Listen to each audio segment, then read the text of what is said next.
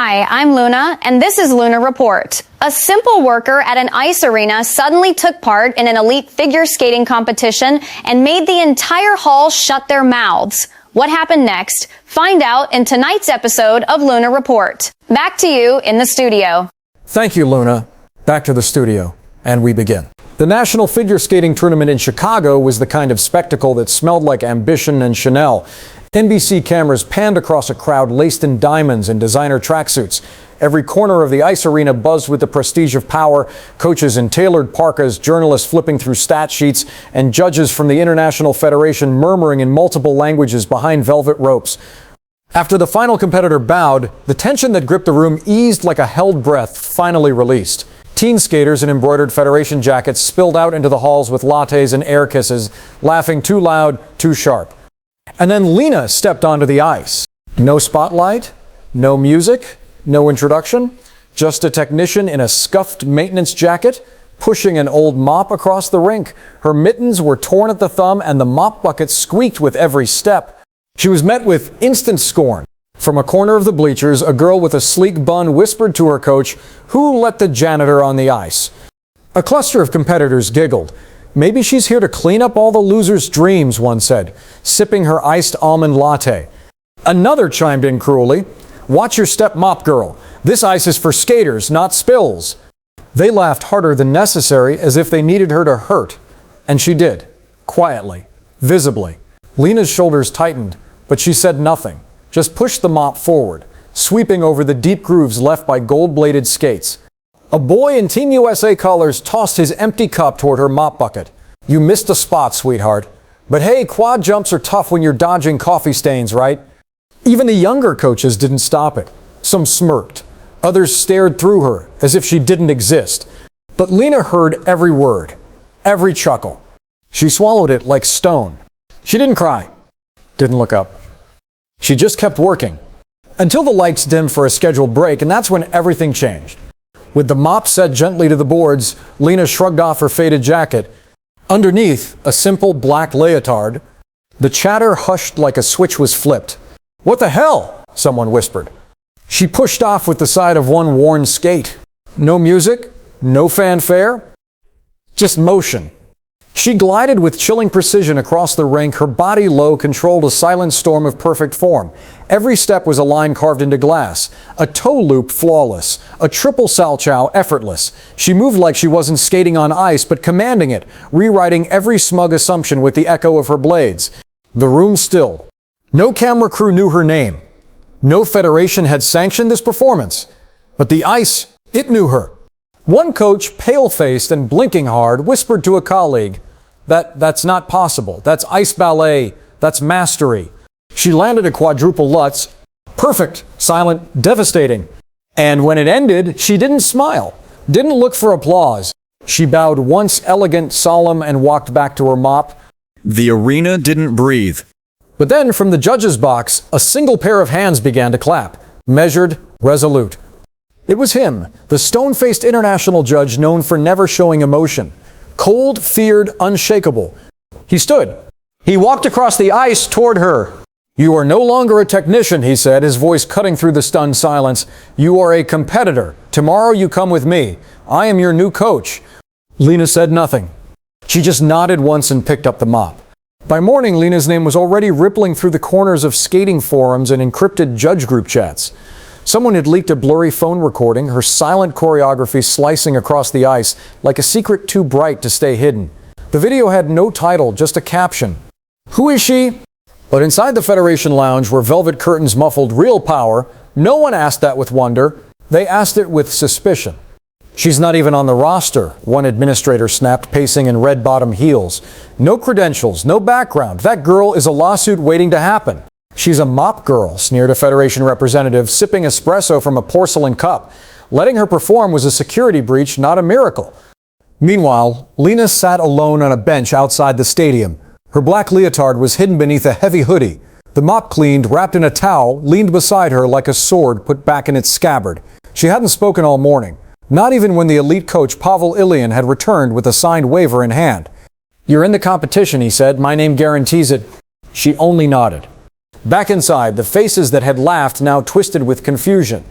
A girl with glossy curls and a $4,000 custom skating dress shoved her phone into her locker. This is a joke. She doesn't even have a team. No choreographer, no sponsorship, no music cues. I heard she worked here. Another hissed. She cleaned our locker rooms. That night, the broadcast team held an emergency meeting. She broke no rules, one NBC exec said reluctantly after reviewing the footage. Technically, she's registered. Her coach vouched, "We can't stop her now." The skaters were less composed. In the dressing room, whispers cut sharper than skates. "She made us look like amateurs. Whoever let her on the ice should be fired. She's an embarrassment, not just to the sport, but to the image." A latte was spilled on purpose near Lena's bench. No one helped her clean it. Still, she didn't retaliate. Lena sat in silence, lacing her skates, the insult soaking into the hem of her socks. She didn't cry. She didn't tremble. She just tightened her laces and whispered to herself the one phrase she always had to believe in. "Endure now. Answer later." That night, as the lights came back on and the music swelled for the final event, Lena stepped onto the ice, not as a technician, not as a shadow, but as a name newly inked on the roster. And in the hush before her music began, the audience held its breath. Not to see if she could skate, but to see if the world they thought they owned was about to change. The announcer's voice barely masked his hesitation. Representing independent skater Lena Marova. Independent, a word that echoed like exile. Still, the crowd applauded, polite but uncertain, the way you clap when you're told to respect something you don't understand. Lena stepped into the light. She wore no sequins, no feathers, no designer costume from Italy's top ateliers, just a plain black suit, clean, fitted, unbranded. Her hair was braided back tight, her mittens replaced with borrowed gloves from a coach who had once called her background noise. As the music began, an unfamiliar classical piano piece, raw and melancholy, Lena began to move. Not with desperation, but with intent. The audience quieted as her first sequence unfolded, fluid and devastating. A triple-double cascade landed with frightening precision. Her arms extended not for drama, but like wings formed under pressure. She didn't smile. She didn't flirt with the cameras. She executed, and it unnerved them. Backstage, the girls who had ridiculed her now stared through split curtains, their lattes abandoned and their manicures pressed to their teeth. She's not even blinking. Did she just land a jump combo higher than Kwan's record? Their voices trembled, not in fear, but in disbelief at something they could no longer dismiss. Because Lena didn't just belong. She dominated. Judges leaned forward, eyes widening. The technical specialist whispered, "That entry angle is mathematically insane." The scoring software crashed for a moment, unable to keep up with the level of difficulty logged. But still, she danced. When she finished with a layback spin so fast it blurred into ghost light, the entire rink paused. No applause, just silence. And then thunder. The audience rose one by one, not led but compelled. They were not clapping for a performance. They were clapping for a revolution. But in the locker room, applause felt like acid. The girl who had spilled latte on her earlier now stared with clenched fists. Her sponsor had texted during the performance, "If she gets signed, your deal is void. No room for 2 stars." One coach, red-faced and sweating, slammed a clipboard against the wall. She humiliated the entire elite bracket. Another simply muttered, "She can't stay." And just like that, the whispers began again. Not about her skating, but about how to break her, because in that moment, Lena had done something unforgivable. She hadn't just earned respect. She had threatened the entire machine. Lena stood in front of the mirror in the athletes' changing room. The applause still echoed in her ears, but the silence in the corridor was louder, too quiet, too tense. Her locker had been reassigned without notice. Her duffel dumped unceremoniously in the hallway. One of her borrowed gloves was missing. On the bench, a handwritten note folded in half. "Fluke once, failure next." No signature, no smudges, just the bite of threat beneath politeness. Across the hall, the Federation's darling, Sasha Valen, leaned against a doorway. Her eyes glittered like polished glass. "You landed everything," she said, voice sweet as syrup. "No one's denying it." Lena nodded, unsure if it was a compliment. "But see," Sasha added, stepping closer, "when you land everything, you make everyone else look like nothing." And then she smiled, the kind of smile that only looks warm if you've never felt it before. Later, during warm downs, Lena found the mop closet locked. The small stool she sat on between practice sessions gone. Her nameplate scratched off the temporary bench assigned to her. Still, she said nothing. Still, she showed up for practice the next morning. Only this time her skates had been tampered with. Not much, just enough that one edge wouldn't hold a proper Lutz takeoff, the kind of sabotage that leaves no evidence, only injury. But she didn't fall. She adjusted midair and landed with the kind of stubborn strength that isn't taught, it's earned through years of being looked through, stepped over, and whispered about. Pavel, her new coach, didn't speak often. But that morning, as he laced her backup pair with careful precision, he said only, "They're scared. You should be proud." She was, but not in the way they thought. Her pride wasn't in the scores, though they had skyrocketed to the top of the standings. It wasn't in the headlines that now called her the silent phenom. No, her pride was in the way they couldn't stop watching her now. She was no longer invisible. She was unavoidable. And nothing threatened the elite more than someone they couldn't ignore, couldn't box in, couldn't buy. That night, her name trended on social media, not for scandal, not for beauty, but for power, for silence, for grace.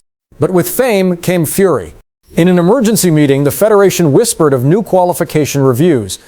A quiet proposal passed, re-audit scores for compliance. Because if they couldn't beat her on the ice, maybe they could erase her behind closed doors. By morning, Lena's name had vanished from the leaderboard. No announcement, no clarification, just a blank space where her scores had been.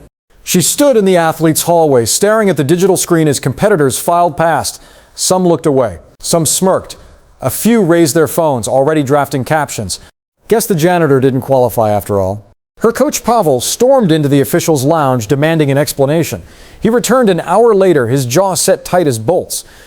"They're saying a technical review found anomalies," he said, "a scoring audit." "A mistake?" she asked. He shook his head. "A plan?" The excuse was paper thin, a scoring misalignment flagged by software. A justification so vague it couldn't be disproved. But the timing made it clear. After 3 flawless performances, Lena had not been disqualified by her skating. She'd been erased by design. Backstage, the whispers returned, no longer hushed. "They're just maintaining the standard. She doesn't belong, she doesn't represent the sport. She makes the rest of us look bought." One skater posted a cryptic story on Instagram, a picture of her skates with the caption "earned, not leaked." The post hit 40,000 likes in 2 hours. Lena didn't respond. She simply showed up. Again and again. Pavel filed a formal appeal backed by technical analysts and a retired judge who called the audit a political maneuver, not a procedural one. But the Federation delayed the hearing repeatedly, each delay filed with cold politeness, each hearing rescheduled without explanation. Then came the press ambush. A junior reporter cornered her outside the training center. "Lena," he said, microphone outstretched, "how does it feel to be accused of algorithm manipulation? Were your scores real?" She didn't flinch. She looked into the camera and said, "I don't speak for systems that are broken." The clip went viral. Some praised her, but others? The comments darkened. She hacked it. She's playing victim. Skating isn't charity. By day's end, her inbox filled with threats. The mop closet now welded shut. But Lena kept skating. Not for revenge, not for redemption, but because the blade didn't lie, and she had more to say with edges, not words. 3 days before the finals, something broke. Not in Lena, but in the silence that had long surrounded her. It started when a grainy video surfaced on Reddit. Security footage leaked anonymously showed 2 skaters slipping into the equipment room late at night. One of them, the Federation's rising star, was seen crouching near Lena's skates. The post title read, "Not so elite now, huh? Edge tampering." Within hours, it spread across social media. Suddenly, the whispers changed direction. You saw the footage, right? Looks like someone didn't like competition. She was sabotaged. Sasha Valen's agent issued a denial, a statement wrapped in legalese, but it was too late. NBC replayed the footage during primetime coverage. Analysts debated slow-motion frames, pointing out motive, timing, opportunity. And for the first time, the narrative cracked. Lena wasn't the fluke. She was the threat. The one they tried to silence because she made truth look better than legacy. The Federation was cornered. The public demanded answers. Sponsors threatened to pull funding unless the audit was reversed. And still, Lena said nothing. She didn't hold a press conference. She didn't tweet. She laced her skates in the same corner, drank water from the same cracked thermos, and trained in silence so sharp it cut through the noise. But when the revised scores were published, her name returned. Top of the list. The final round was back on. Sasha Valen was withdrawn due to injury. No apology, no admission, just absence. But that was enough, because when Lena stepped onto the ice again, the stadium didn't just watch. They rose before she moved. Before a single note played, a full standing ovation for someone who hadn't even started skating. And as she bent into her opening pose, something clicked in the air, not fear, not pity, but awe. Because everyone there finally understood. They hadn't watched her rise. They'd watched her survive. And now, they were about to witness what happens when a survivor decides to fly. No one moved. Not the judges, not the coaches, not even the camera crew. The stadium, sold out and roaring minutes earlier, now held its breath like a living thing. All eyes were on Lena, still, solitary at center ice, under a single halo of light. Then the music began. It wasn't what anyone expected. No swelling violins, no cinematic grandeur. Just a lone cello, deep, raw, a human voice in string form. And Lena began to skate, not with grace alone, but with precision born of pain. Every movement was a memory transcribed in muscle. Her arms cut the air like calligraphy. Her jumps came not as spectacle, but as declarations, each one saying, "You didn't break me. You only showed me where the cracks were." She landed a quadruple loop, the first woman to do so in competition. Gasps echoed like aftershocks. And then, with zero setup, she launched into an element never performed live, a quad axel with an exit rotation into a split landing. The judges didn't speak. They just watched. Because how do you score something no one ever dared to attempt? Up in the commentary booth, a former Olympian whispered, "That wasn't a routine, that was a reckoning." By the final spin, tears lined the lower bleachers. Not because it was sad, but because it was too honest. Because they'd seen every version of her, the mop girl, the shadow, the rumor, and now they saw the real one. The ice beneath her glowed, not from lights, but from presence. She ended not with a pose, but by standing still. Upright, shoulders open, no bow, just breath. The music faded. The arena erupted. People wept. A judge in the front row, one who hadn't given a 10 in 9 years, rose before the scores were even shown. And when they were, the numbers shattered precedent. Technical, highest ever recorded. Artistic, unanimous perfects. Reaction, thunder. But Lena didn't cry. She didn't smile. She just closed her eyes. Because it wasn't about winning. It was about proving something louder than their insults, richer than their sabotage. She was undeniable. And now the world had to say her name with respect. News of her victory cracked across headlines like lightning. From technician to titan, Lena Marova stuns the world. History made on ice, a performance for the ages. Skater with no sponsor delivers the greatest routine ever scored.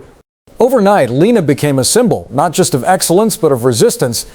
By morning, her face graced every major sports channel. Editorials demanded reform. Fans created hashtags, murals, tribute videos. And yet she disappeared.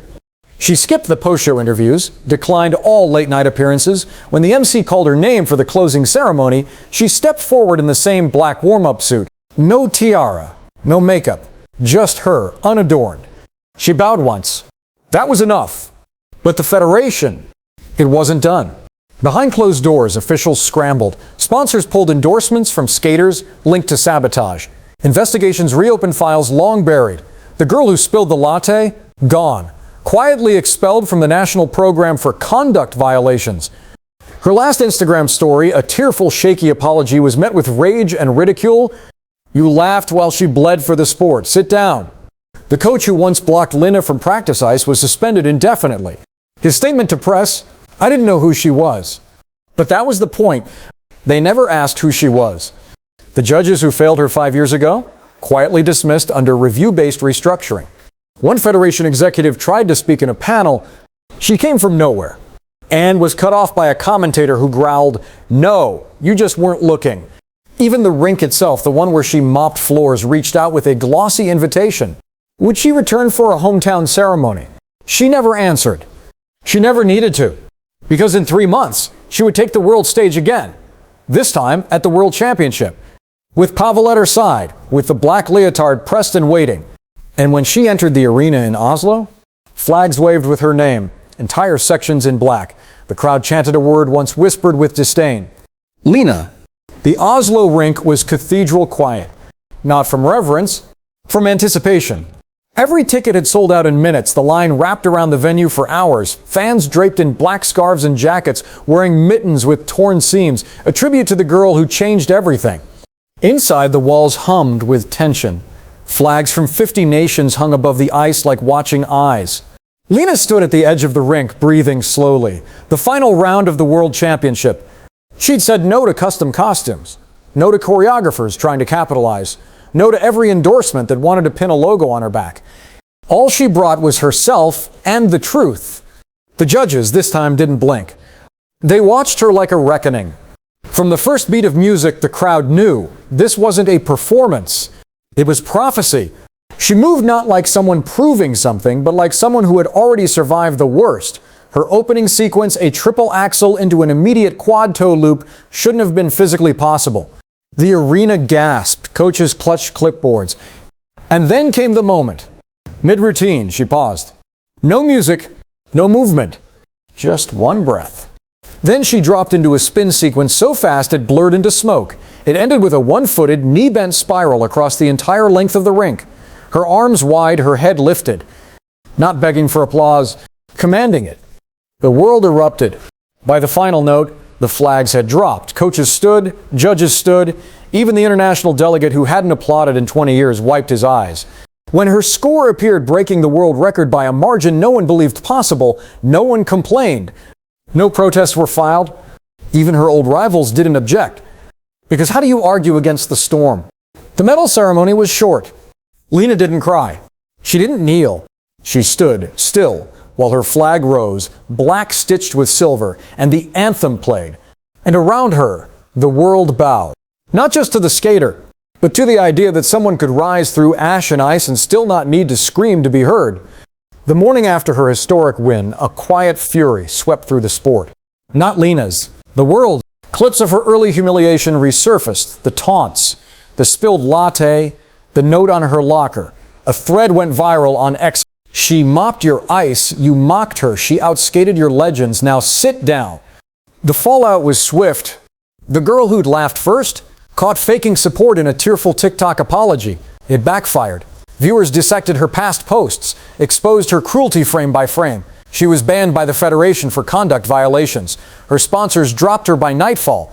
I'm not the villain, she cried on stream. But she was. The coach who denied Lena ice time, disqualified for discriminatory practices. His license revoked, interviews canceled. We were just protecting the brand, he tried to explain. But no one was listening. The judges who ignored Lena 5 years ago dismissed a quiet retirement package and a footnote in a statement that didn't even name them. The rink that once locked away her mop sent a public plea. Lena, we would be honored to have you return and skate as a guest of honor. She never responded. No need. Justice wasn't in her words. It was in her silence. Her coach Pavel declined interviews. She doesn't need me to explain her, he said. She already did. Sports networks scrambled to rewrite their narratives. Documentaries began production. Brands now begged to sponsor her, but she chose none. Instead, she announced a private foundation funded by her new winnings to sponsor low-income skaters who had talent but no backing. She named it Mirror Ice. Because the surface doesn't lie, it only reflects what you bring.